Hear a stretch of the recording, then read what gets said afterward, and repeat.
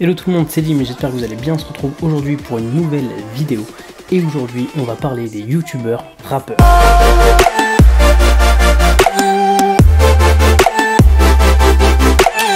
Évidemment, vous n'avez pas pu passer à côté. Vendredi dernier, Lucas Auchard alias Squeezie a dévoilé dans sa toute dernière vidéo un nouveau titre. Au mois de janvier, il avait déjà publié un premier titre nommé Influenceur qui a plutôt bien fonctionné puisqu'à l'heure à laquelle je vous parle, la vidéo cumule plus de 10 millions de vues. Et ce nouveau titre nommé Guépard en feat avec Némir semble fonctionner plutôt pas mal puisque seulement 2 heures après avoir mis la vidéo en ligne, la vidéo cumulait déjà plus d'un demi-million de vues. Évidemment, comme à chaque vidéo de Squeezie, il y a beaucoup de réactions, mais là ce qui a notamment fait réagir, c'est une petite phrase à la fin de la vidéo où il indique la sortie d'un premier album au mois de septembre. Et ce qu'il fallait comprendre par là, ce que j'ai compris et ce que je pense pas mal de gens ont compris, c'est que ok, c'est fini, on arrête les conneries, c'était sympa les vidéos avec, les musiques, les clips avec Big Flo et Oli, avec Cyprien, Joyka, Maxence, c'était cool, on s'est bien marré, mais là on y va et on se lance sérieusement. Et le fait d'affirmer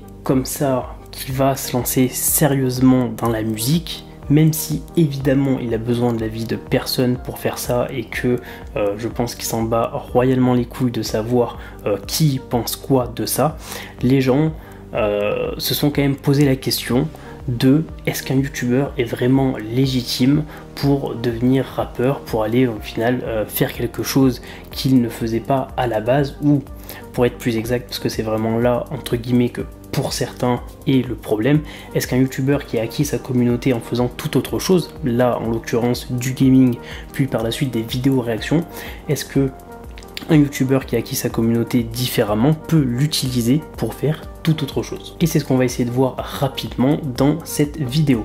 Et je vous invite, je vous le dis direct, à rester jusqu'à la fin de cette vidéo, puisqu'en faisant mes recherches pour cette vidéo-là, je suis tombé sur des véritables pépites de youtubeurs qui font des clips ou des musiques ou des chansons. Enfin bref, quand on pense youtubeur rap, on pense notamment évidemment au rap de Cyprien qui clash Cortex. Là j'ai que quelqu'un, mais une vidéo en ligne. Laisse-moi deviner, tu chercherais pas des amis. Mais croyez-moi, j'ai trouvé encore mieux et pour certaines même encore plus vieux avec des youtubeurs que vous connaissez très bien. Nous étions disques de platinance avant ta naissance. Qui font du rap ou des petits clips qui pour certains datent de il y a plus de 10 ans. Commence par finir ton chocolat chaud. Donc voilà, restez bien jusqu'à la fin, mais peut-être bien quand même que je balancerai une ou deux pépites comme ça au milieu de la vidéo. Donc au final, si ça vous intéresse, je pense que le mieux c'est de regarder la vidéo jusqu'au bout. Alors déjà pour commencer, si on regarde la vidéo que Squeezie a sortie vendredi dernier, on peut voir qu'elle a plutôt été bien accueillie par sa communauté puisque en ce moment même elle cumule quasiment 3,5 millions de vues à peine quelques jours après sa sortie et qu'elle a un ratio de likes plutôt très positif avec plus de 420 000 likes pour même pas 40 000 dislikes. Au niveau des commentaires, je vais vous en afficher quelque part par ici, c'est plutôt aussi positif. Évidemment, et comme souvent, c'est sur Twitter que ça se corse et c'est là évidemment que les réactions ont été les plus virulentes, notamment en réponse au tweet d'un compte de rap qui demandait aux gens ce qu'ils pensaient des youtubeurs rappeurs. Il y a eu énormément de personnes qui ont réagi, des milliers et des milliers de tweets, je vais vous en afficher quelques-uns à l'écran, mais globalement j'ai repéré 3 choses qui se dégageaient de la plupart des commentaires négatifs. Déjà dans un premier temps, il y a pas mal de personnes qui reprochaient aux youtubeurs de faire du commercial. Alors là c'est pour moi plutôt subjectif, qu'est-ce qui est commercial, qu'est-ce qui ne l'est pas, je vous laisserai là-dessus vous faire votre propre avis. En deux, il y a pas mal de commentaires qui viennent mettre en avant le fait que les youtubeurs n'auraient pas forcément le bon background, le bon vécu pour se permettre de faire du rap. Et en 3, j'ai commencé à vous en parler tout à l'heure, il y en a qui viennent souligner le fait que certains youtubeurs ne seraient pas légitimes d'utiliser leur communauté pour faire tout autre chose. Il y a notamment, j'ai repéré un tweet qui résume à peu près bien ça, je vais vous le lire et je vous le mettrai à l'écran. Ils sont de passage, ils feront un album comme Milka et Youn, ils feront un build, puis ils retourneront sur YouTube comme avant. Le youtubeur triche car son clip sera vu des millions de fois grâce à sa notoriété et communauté bâtie sur ses vidéos et non en tant qu'artiste musical.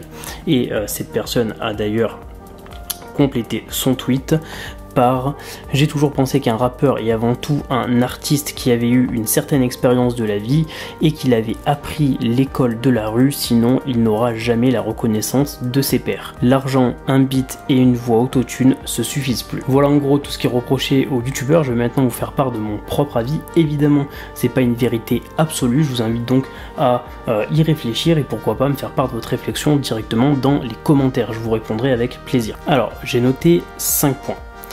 Le premier, c'est simplement que vous ne les connaissez pas.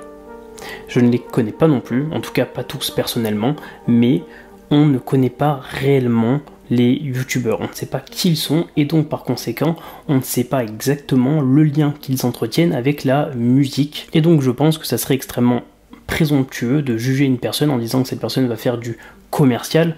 Qu'est-ce qu'on pense quand on dit commercial? On pense surtout que la personne n'aurait pas la passion mais va le faire plus pour l'argent et donc cette personne serait davantage intéressée par l'aspect financier plutôt que pour l'aspect musical. Eh bien sachez que Evic alias Mr V, qui aujourd'hui je pense est validé de manière incontestable, a aussi pendant un moment été vivement critiqué, notamment au début où il était encore sur cette période un petit peu floue, où on ne savait pas s'il faisait ça sérieusement ou pas. À partir du moment où il s'est réellement investi dans la musique et a fait ça sérieusement, il a évidemment aussi essuyé certaines critiques.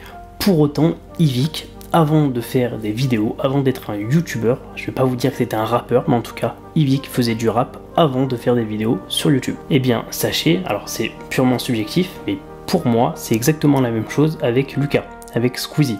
C'est-à-dire que, et je vais en profiter du coup pour vous envoyer une première pépite, je n'ai jamais vu Lucas, Squeezie, aussi heureux qu'en faisant de la musique avec Fezzo. 1, 2, 3, 4.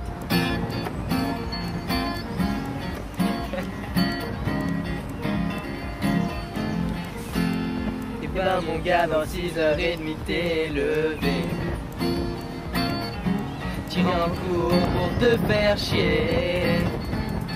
Tu vas avoir du français, ensuite des mathématiques et t'auras bien la tripe parce que ce sera le matin.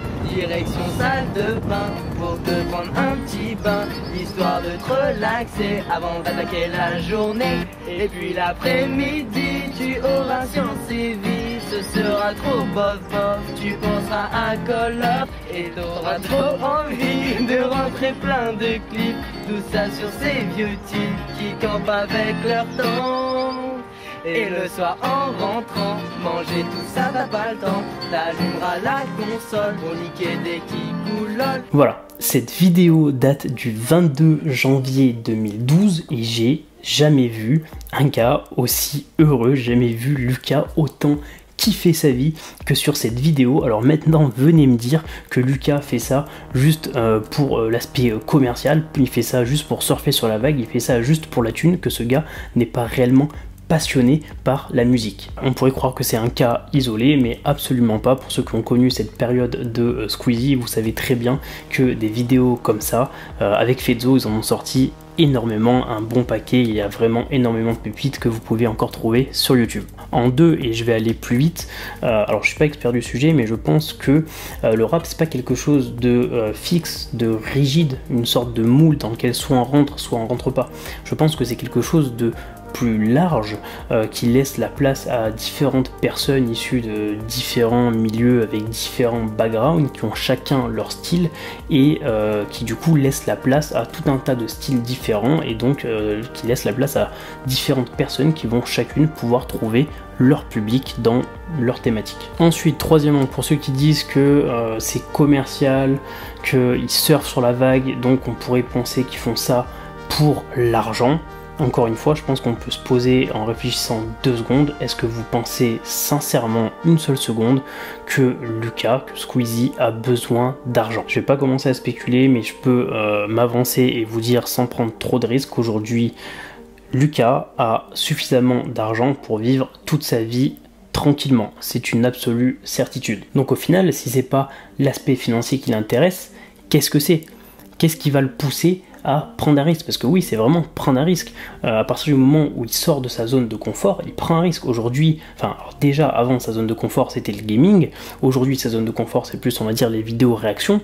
À partir du moment où il fait autre chose que les vidéos réactions, parce que les vidéos réactions, voilà, c'est vraiment une zone de confort, il sait que ça fonctionne, que ça marche, qu'il a des bons retours, et voilà, il peut continuer à en faire, et ça se passe bien. À partir du moment où il prend le risque de sortir de sa zone de confort, il fait quelque chose qu'il ne maîtrise pas, il prend le risque d'être jugé du coup différemment, et potentiellement de subir un échec. Donc, au final, la réponse, elle est simple. Oui, je sais ce que vous êtes en train de penser. La question est vite répondue. Moi, je pense que la question, elle est vite répondue. Bref, on peut continuer. Donc, la question est vite répondue. S'il ne fait pas ça pour l'argent, qu'est-ce qui peut le pousser à prendre un risque et à quelque part mettre en danger tout ce qu'il a réussi à construire? La seule chose qui peut motiver ça, c'est simplement qu'il fait ça par passion. En 4, très rapide, je pense que peu importe le nombre d'abonnés que peut avoir un YouTuber, à partir du moment où il fait quelque chose de différent, il sera quand même jugé différemment. Ce que je veux vous dire par là, c'est que quelque part, c'est la loi du marché, c'est l'offre et la demande. Si ça marche dans le temps, c'est que quelque part le YouTuber a trouvé son public. Je pense que peu importe le nombre d'abonnés que peut avoir un YouTuber, si ce qu'il fait, pour parler franchement, c'est de la merde, je pense pas que c'est parce qu'il a 10 millions d'abonnés que ça fonctionnera. Je pense que sur le long terme, ça ne fonctionnera pas. Donc si un YouTuber arrive à durer, c'est par exemple le cas de Yvick, Mr V, voilà, c'est que quelque part, il a trouvé son style, il a trouvé son public et ça fonctionne. Pour Lucas, seul le temps nous le dira évidemment, mais je pense qu'il a vraiment quelque part son style propre à lui. Et s'il continue comme ça, je pense réellement qu'il peut lui aussi trouver son public. Et en 5, et c'est pour moi le plus important, avant de dire qu'un YouTuber ne peut pas être rappeur, est-ce qu'on s'est déjà posé la question exactement de qu'est-ce qu'un YouTuber? Si on se pose la question rapidement, un YouTuber c'est quoi? C'est quelqu'un qui écrit des vidéos, c'est une sorte de scénariste, auteur, c'est une personne qui cadre des vidéos, c'est un cadreur. C'est une personne qui va monter les vidéos, un monteur. C'est une personne qui va incarner ces vidéos, qui va jouer dans ces vidéos, un acteur. Et quelque part, il faut mettre en avant tout ça, il faut faire de la com sur les réseaux, il faut mettre en place quelque part des stratégies pour essayer de développer sa communauté, développer son audience, faire de la veille, etc. Donc il y a aussi un mix de community manager et de social media manager. Et ça me fait un petit peu penser au foot. Si vous prenez le foot, il y a des millions de personnes qui savent jouer au foot, mais il n'y en a que des centaines de milliers qui savent bien jouer. Et il n'y en a que quelques milliers qui savent très bien jouer, il n'y en a que quelques centaines qui savent excellemment bien jouer, et vous avez que deux Messi ou Ronaldo. Et bien comme pour les joueurs de foot, il y a des milliers, peut-être même des millions de personnes qui savent faire des vidéos sur YouTube, mais il n'y en a que quelques-uns qui savent faire tout ce que je vous ai dit là, avec un très haut niveau de compétences. Et c'est évidemment le cas pour Lucas ou pour tous les autres youtubeurs de son calibre. C'est des personnes qui sont extrêmement polyvalentes, même si évidemment aujourd'hui Lucas ne monte plus directement ses vidéos et qu'il a un peu d'aide pour l'écriture. Enfin voilà, aujourd'hui il a une vraie équipe, mais en tout cas pour arriver à se hisser à ce niveau là, ces personnes là, donc Lucas mais aussi tous les autres youtubeurs de son niveau, ont fait preuve de très haut niveau de compétences dans des domaines extrêmement diversifiés. Et donc ma réflexion est la suivante: si ces personnes-là ont pu mettre en œuvre un très haut niveau de compétences dans des thématiques ultra diversifiées, et ce pendant très longtemps, il ne s'agit pas de faire ça pendant une semaine ou pendant un mois. Quand on prend l'exemple de Squeezie, il a commencé à faire des vidéos peu après les années 2010, aujourd'hui ça fait 10 ans qu'il met tout ça en œuvre. Donc si ces personnes-là ont pu s'improviser auteur, monteur, cadreur, acteur, pourquoi est-ce qu'il ne pourrait pas simplement être rappeur? Voilà pour ce qui est de mon avis.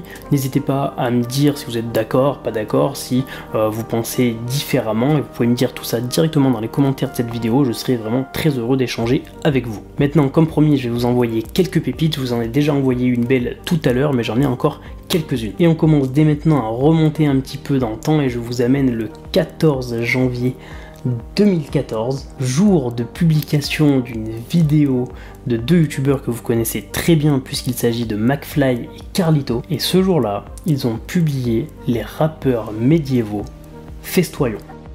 Oyez, oyez, ici MC Côte de Maille. Oyez, oyez, ici Carly Pont-Levis. Puise dans cette vinasse couléante en l'honneur de l'Empire byzantin.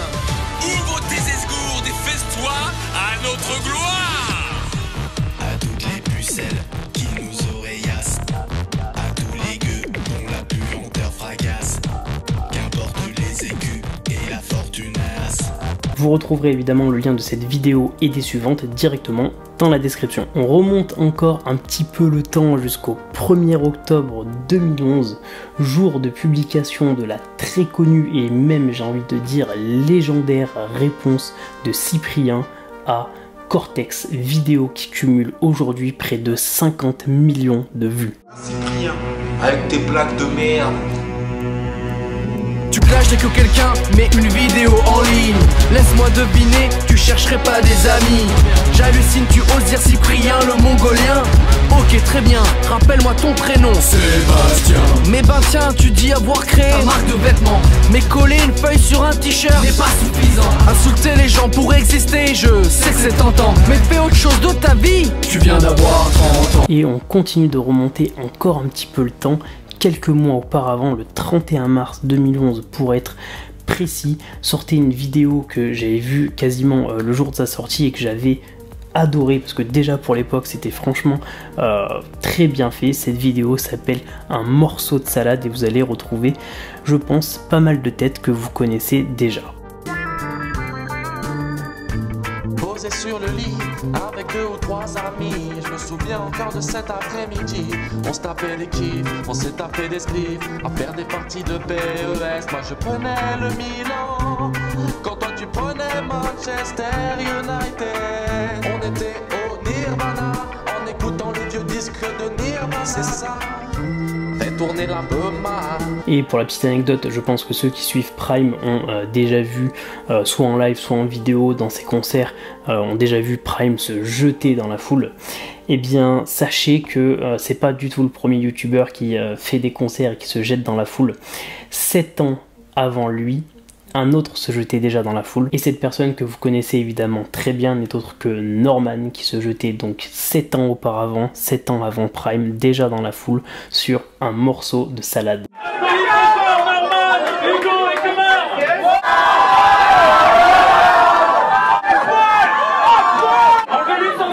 Et enfin, on finit notre voyage dans le temps en remontant jusqu'au 25 avril 2009. Une vidéo qui a aujourd'hui plus de 10 ans. Cette vidéo s'appelle 5 étoiles. Ceux qui étaient là durant les premières heures de YouTube et même de Dailymotion savent pourquoi cette vidéo s'appelle 5 étoiles. Je vous laisse découvrir cette vidéo qui est simplement énorme, une véritable pépite. Ok, je pars en mode Google Doc, je suis le capitaine ad hoc, tu balances le bité, j'ai des tickets, j'ai des docs, ça y est tu me reconnais, tu m'as croisé sur la toile, t'as kiffé ma vidéo, tu m'as mis 5 étoiles, normal, t'as vu, le cowboy est un boss, abonne-toi au RSS, va te toucher sur Band Bros, stop. J'ai mon profil sur Automne et un nouveau trip de c'est les vieilles en fauteuil. Ok, tu le sais, c'est l'effet de la scène, mais non, je déconne, c'est l'effet Pokémon. Plus de visites sur mon site que de meufs dans ton village, c'est la loose. Mets-toi au coloriage sur mon MacBook. Putain, je suis un geekos, mon poisson rouge a un Facebook et mon chien s'appelle Lycos. T'as une petite beubla et tu te crois chaud. Commence par finir ton chocolat chaud. Voilà, c'était la dernière. J'espère que ça vous a plu. J'espère que ce petit voyage dans le temps vous a plu. Du coup, ça m'a donné une idée. Je me suis dit pourquoi pas en faire une vidéo dédiée. Pourquoi pas essayer d'aller déterrer des grands moments du YouTube Game qu'on a parfois oubliés et en faire une petite vidéo pour vous montrer tout ça. Si c'est quelque chose qui peut vous intéresser, n'hésitez pas à me le dire dans les commentaires. Voilà, on arrive à la toute fin de cette vidéo. J'espère sincèrement qu'elle vous aura plu. Si c'est le cas, comme d'habitude, vous pouvez mettre un petit like et vous pouvez du coup laisser un commentaire. C'est vraiment le meilleur moyen de m'aider. Vous pouvez aussi bien évidemment vous abonner et activer les notifications. Pour rappel, dès que j'aurai 10 000 abonnés sur cette chaîne YouTube, je lancerai une petite chaîne Twitch sur laquelle je vous proposerai, je pense, une fois par semaine pendant 1 heure ou 2 des petits lives pour tout simplement pouvoir discuter avec vous en live sur des sujets relatifs à YouTube. Une fois de plus, merci beaucoup d'avoir regardé cette vidéo jusqu'à la fin. Je vous dis à dimanche pour une nouvelle vidéo. C'était Dim. Ciao.